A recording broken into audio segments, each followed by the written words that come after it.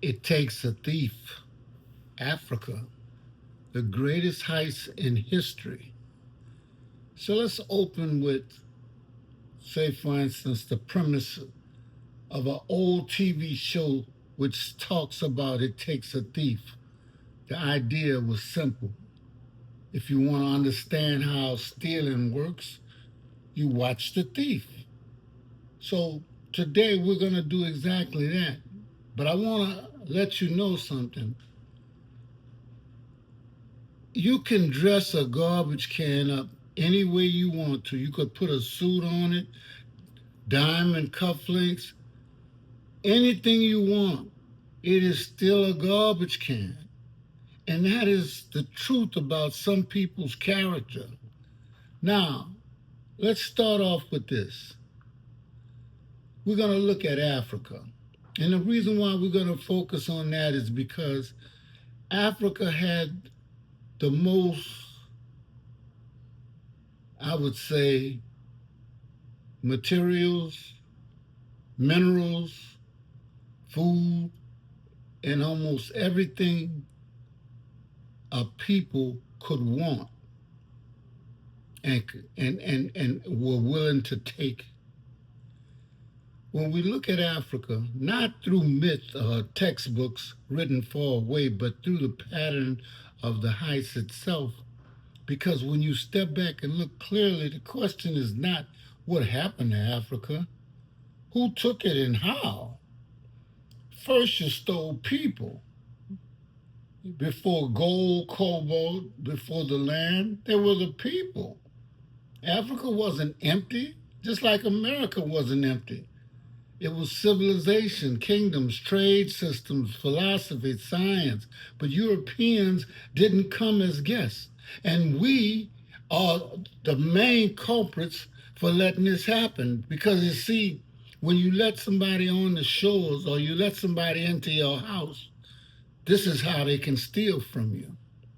By the 1800s, the European nations had claimed about 90% of Africa without a single African leader at the table.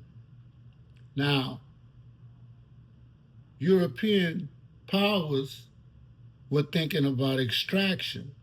How can England have the biggest diamond in the world and you don't have a diamond mine? Think about it. A continent divided like property. That was the Berlin Conference, 1884 to 1885.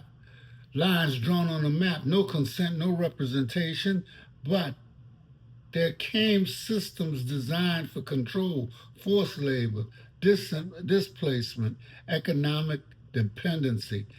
Why would we need to depend on somebody else if you just left us alone? But you couldn't do that because there's too much to steal.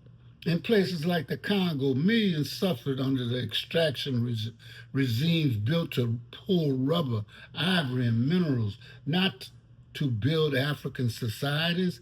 This is what theft looks like when it wears a uniform and calls itself administration. And if you ever doubt what I'm telling you, you go back and you look at King Leopold from Belgium's letters on how he went about systematically raping the Congo. Okay? So let's, number two, let's look at the resources. Africa is one of the richest places on earth in gold, diamonds, oil, copper, cobalt. Even today, the Democratic Republic of Congo produces the majority of the world's cobalt, a mineral essential to modern technology. And you know, I have to laugh when I say Democratic Republic of Congo because we don't even have democracy here in America. How in the world are we going to spread it to somebody else? But here's the truth. During colonial time, the wealth didn't stay in Africa. European powers extracted resources for their own industrial growth, often building infrastructure or sustainable economies for local people so that they could actually use those people to extract. Mining concessions were set up, plantations were imposed, labor was forced. Economies were redesigned not to serve Africans, but to serve Europe. That's not development, that's extraction. That's a pipeline from Africa soil to foreign wealth. And it's still that way. But stolen artifacts. Let's move inside the house, okay? If you go to museums across Europe today, you'll find Africa everywhere, but not in Africa. British Museum alone holds tens of thousands of African objects. Who told you that you could steal that? Across Western institutions, over 90% of sub-Saharan African cultural heritage is outside the continent. And how did it get there? Collected, purchased, studied, but the historical record is clear. And I'll be honest with you. They made up a discipline, Egyptology, so that they could steal. But the historical record is clear. Many were taken during military raids, colonial expeditions, coercive conditions.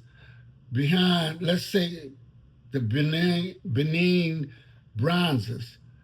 British forces invaded in 1897. Thousands were taken. The city was burned. These bronzes now sit in museums around the world. Understand the pattern. The artifact wasn't just art. It was history, identity, memory. To remove it is to remove a people from themselves. So let's go to stolen narratives. They should be putting Europe out of Africa because they're telling a narrative that's false. Okay? Let's get the story. For generations, Africa was described using words like dark continent, primitive, uncivilized.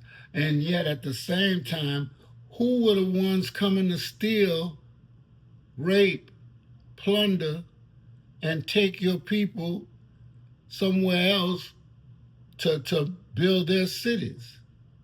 That's what I'm talking about the garbage can. See, and I don't care how long you think it takes to train the garbage can to be something that you want to be proud of, there's still a garbage can. European systems were studying African societies, collecting their knowledge, displaying their achievements in museums, even when African craftsmanship amazed European observers. Some refused to believe Africans created it, attributing it instead to outsiders. And they did this all the while knowing that they were in Africa stealing African artifacts. Now, the narrative control. I won't be able to finish on the 10 minutes that I have with TikTok or YouTube or anything, but I hope the live will be able to catch it all, because if you can rewrite the story, theft becomes discovery, looting becomes collecting, control becomes civilized or civilizing, and the victim becomes invisible. Suppressions and symbols, the Sphinx question.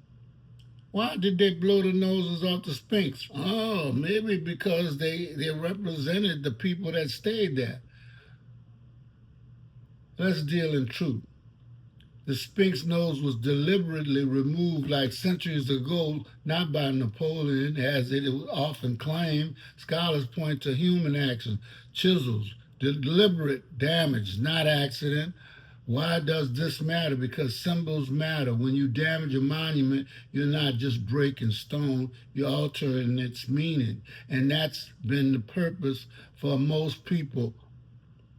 And throughout history, whether destruction, removal, or reinterpretation, African symbols were often taken, reframed, or silenced. So how did they get permission? They took it. How did they extract all this wealth and call it legitimate? One, by force. Military expeditions always followed the priests. The priests softened the people up with Christianity, and the military expeditions came by and knocked everything down, killed people, and took. Imbalance of power, treaties under pressure.